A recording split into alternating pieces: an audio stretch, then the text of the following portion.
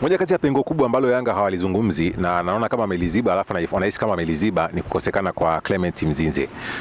Moja kati ya wafungaji wao bora, moja kati ya mchezaji bora, mchezaji mwenye goli bora Afrika mpaka sasa. Kwenye tuzo za juzi amefanya vizuri. Yanga wanamkosa mchezaji huyu, ili linaweza kuwa ndio pengo kubwa kweli kweli, kwa sababu Mzize amekuwa mchezaji mahiri sana kwenye michuano hii ya kimataifa. Amekuwa mtu ambaye anaweza akabadilisha matokeo muda wowote. Kumbuka mechi kati ya Yanga na TP Mazembe kwa Mkapa, yeye ndiye aliwapeleka Yanga hatua nyingine. Kumbuka mechi kubwa nyingine ambazo wamewahi kucheza Yanga, Mzize ndio aliyofanya hivyo. Lakini kwa sasa wanamkosa, ni majeraha. Nadhani Yanga wanahitaji kutafuta aina nyingine ya mchezaji kama huyo, lakini kumpata ni ngumu.